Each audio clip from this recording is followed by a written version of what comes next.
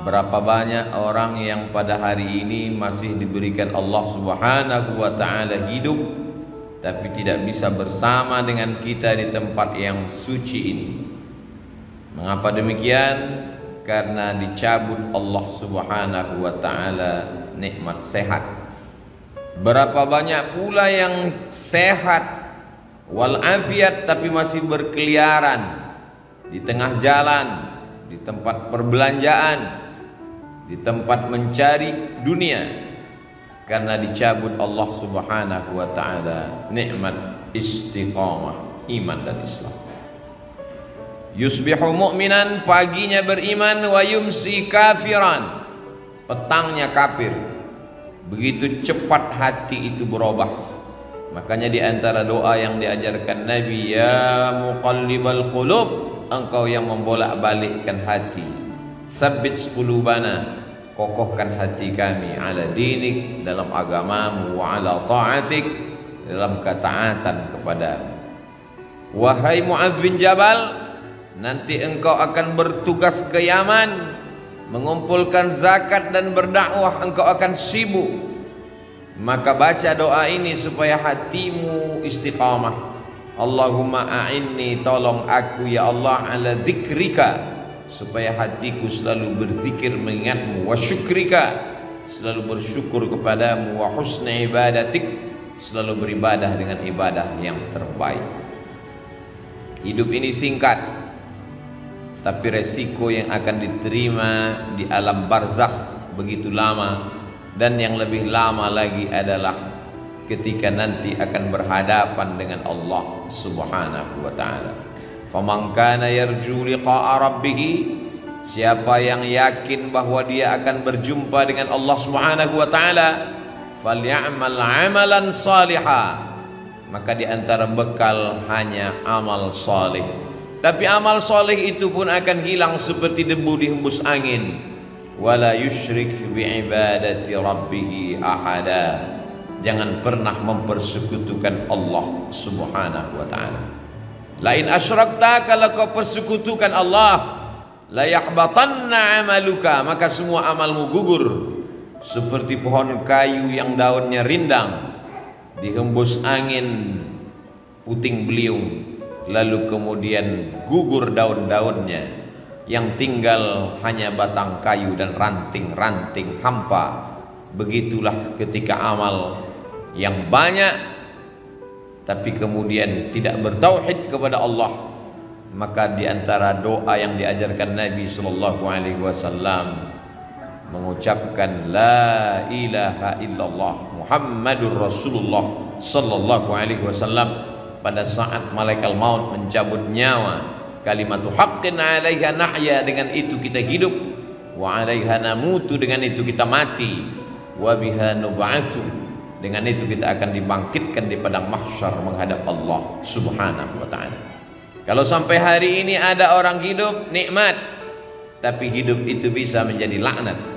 Kalau sampai detik ini masih sehat, nikmat, tapi sehat akan diminta tanggung jawab, dia bisa menjadi laknat.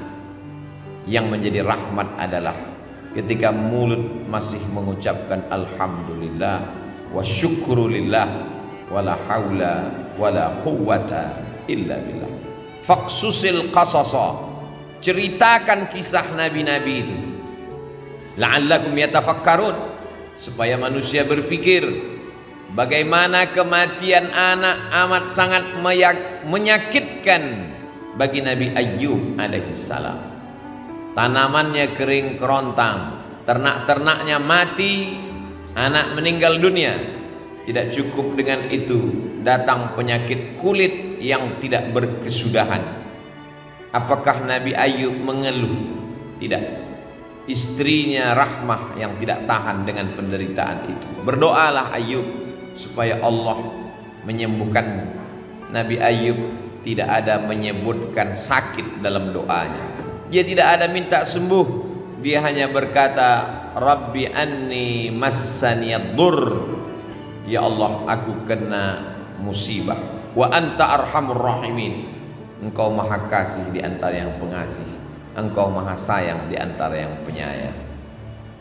Dia tidak ada menyebut sembuhkan aku sudah sakit, aku seorang nabi, anakku meninggal, ternakku mati, tanamanku kering. Dia tidak ada menyebut. Dia malu berkeluh kesah kepada Allah Subhanahu wa taala. Orang yang sudah jatuh cinta kepada Allah, maka semua yang dilakukan Allah itu indah. Walaupun ternaknya mati, Allah tetap indah. Walaupun kebunnya kering, Allah tetap indah. Walaupun anaknya meninggal, Allah tetap indah. Walaupun anak-anaknya meninggal dunia, Allah tetap indah. Tapi tak semua orang yang berada di sekeliling kita melihat Allah indah ketika yang diberikan Allah tak sesuai dengan keinginannya. Ketika dia ingin punya anak, ternyata anak tidak kunjung tiba, dia katakan Allah tidak indah. Ketika dia ingin ternaknya beranak pinak subur, ketika yang datang adalah penyakit kematian, dia katakan Allah tidak indah. Padahal Allah itu innallaha jamilun, Allah maha indah, yuhibbul jamal, Allah suka kepada keindahan.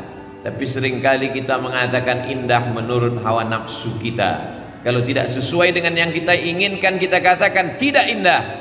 Allah kalau sudah memasukkan cinta ke dalam hati seorang hamba, maka apapun yang diberikan Allah indah.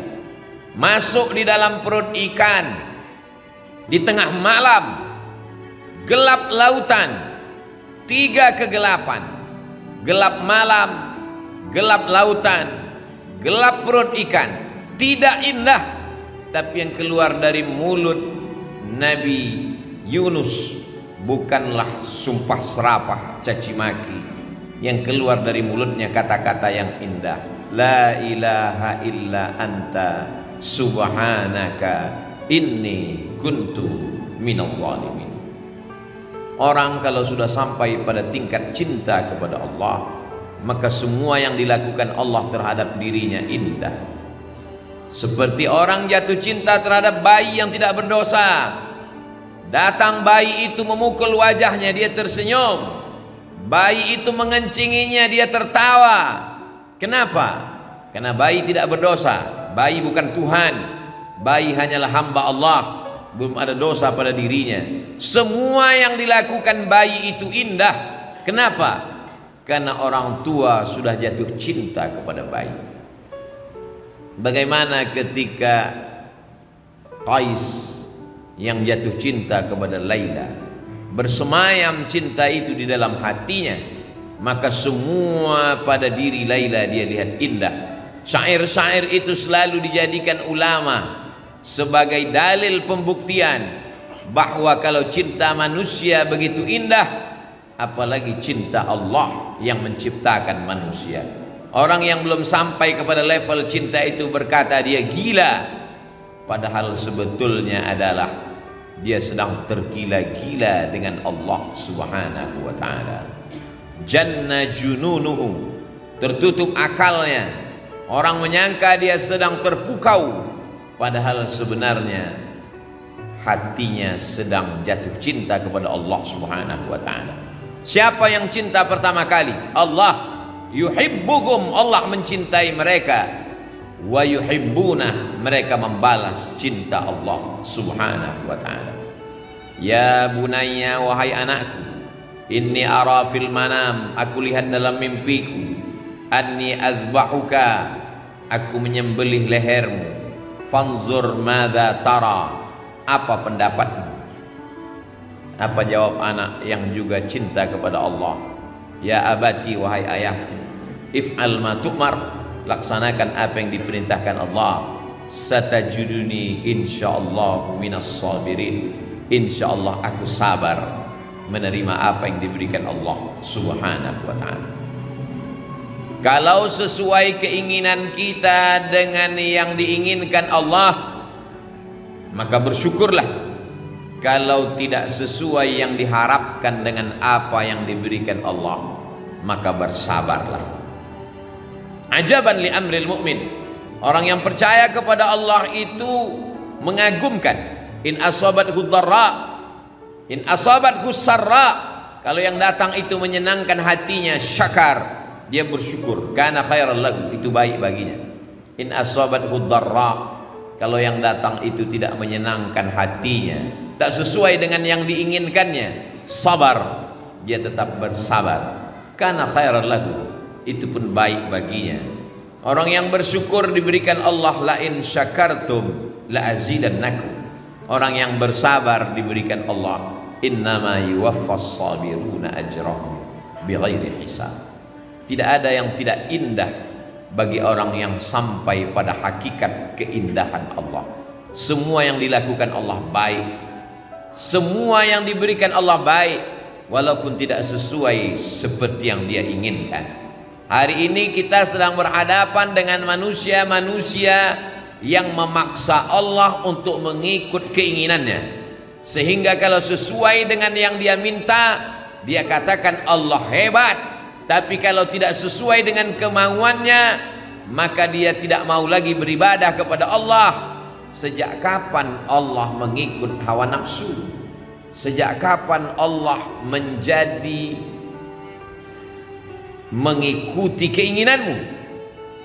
Kita di hadapan Allah seperti mayat yang sedang dimandikan orang. Jenazah tidak pernah melawan. Jenazah dimiringkan ke kanan, tangannya, hidungnya dicuci, dibasuh, disiram air. Kalau jenazah saja di hadapan orang yang memandikannya begitu lemah, bagaimana dengan kita di hadapan Allah Subhanahu wa ta'ala? Hakikat manusia adalah lemah. Hakikat makhluk adalah makhluk. Dia tidak pernah menjadi khalik. Kalau kita paham hakikat ini, kita akan dapat tersenyum atas semua pemberian Allah Subhanahu wa ta'ala, walaupun sesuai dengan yang kita inginkan ataupun tidak kita inginkan. Allah ceritakan nabi-nabi itu dalam Al-Quran, la'allakum yatafakkarun, supaya kita berpikir. Kurang hebat apa lagi Nabi Nuh alaihi salam, tapi ketika tak sesuai dengan yang Allah berikan. Kurang hebat apa lagi Nabi Ibrahim alaihi salam, tapi tak semua yang dia jalani itu sesuai dengan yang kita inginkan. Kurang hebat apalagi Nabi Musa alaihi salam, tapi dalam kehidupannya juga penuh dengan tetes peluh keringat dan air mata. Belum lagi dia mukallaf, belum lagi dia berakal, dia terpaksa mesti dihanyutkan di tengah sungai Nil, sesuatu yang di luar logika akal manusia. Tidak indah menurut kita, tapi begitu kehendak Allah Subhanahu wa ta'ala. Dibesarkan di istana Fir'aun sampai akhirnya Allah mesti mengeluarkannya, jatuh menjadi pengembala kambing. Thamaniya hijaj, 8 musim, 8 tahun lamanya. Tidak indah bagi kita, tapi begitu kehendak Allah. Innama amruhu idza arada syai'an ay yaqula lahu kun fayakun.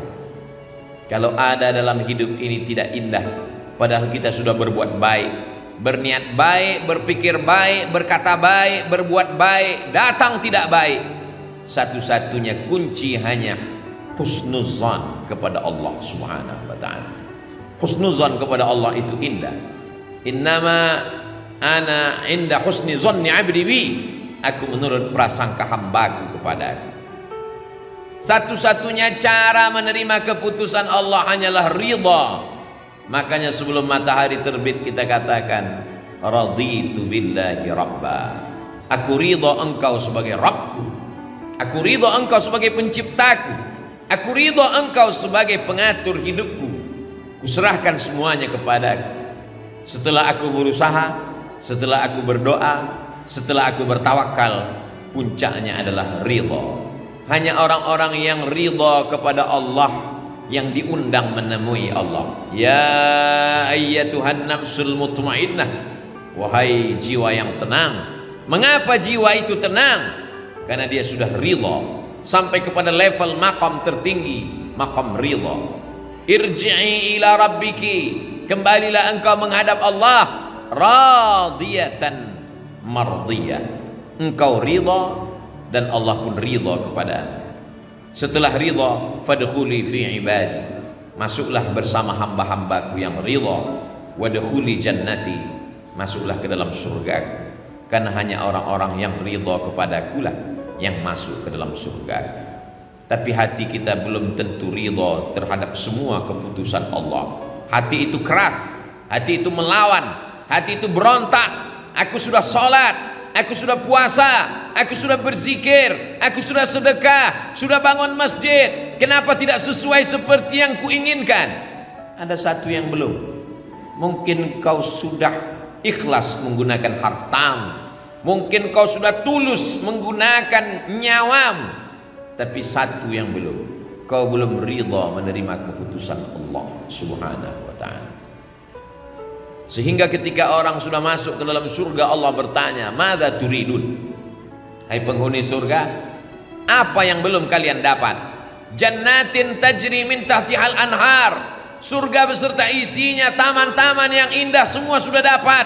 Apa yang belum? Penghuni surga menjawab, ada yang satu yang belum ya Allah. Ridhaka, kami belum dapat ridhamu.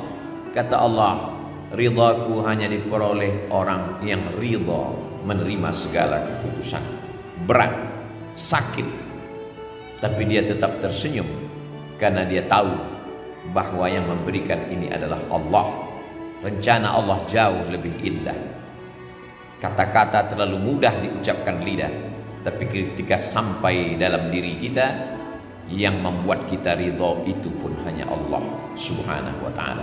Kita hanya mampu berkata la haula wala quwwata illa billah. Barakallahu li wa lakum fil Qur'anil azim wa nafa'ani wa iyyakum bima fihi minal ayati wa dzikril hakim wa taqabbala minni wa minkum tilawatahu innahu huwal ghafurur rahim. Berapa banyak orang yang pada hari ini masih diberikan Allah Subhanahu wa ta'ala hidup, tapi tidak bisa bersama dengan kita di tempat yang suci ini.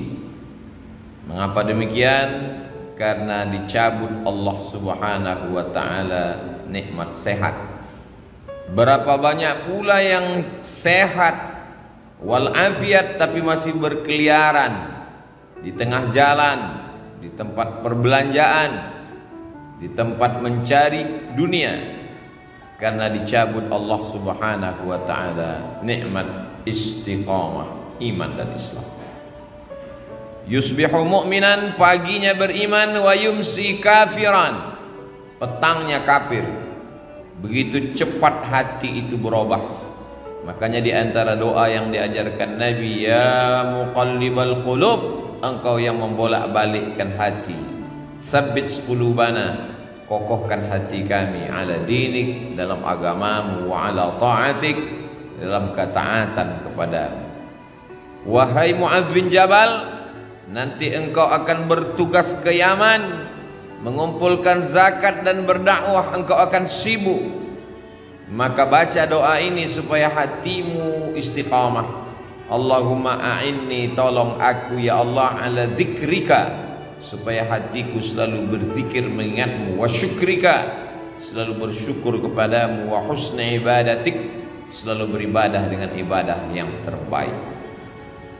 Hidup ini singkat, tapi resiko yang akan diterima di alam barzakh begitu lama, dan yang lebih lama lagi adalah ketika nanti akan berhadapan dengan Allah Subhanahu wa ta'ala. Faman kana yarju liqa'a rabbih, siapa yang yakin bahwa dia akan berjumpa dengan Allah Subhanahu wa ta'ala, falyamal amalan salihah, maka di antara bekal hanya amal saleh. Tapi amal saleh itu pun akan hilang seperti debu dihembus angin. Wala yusyrik bi'ibadati rabbih ahada, jangan pernah mempersekutukan Allah Subhanahu wa ta'ala. Lain asyrakta, kalau kau persekutukan Allah, la yahbatanna amaluka, maka semua amalmu gugur.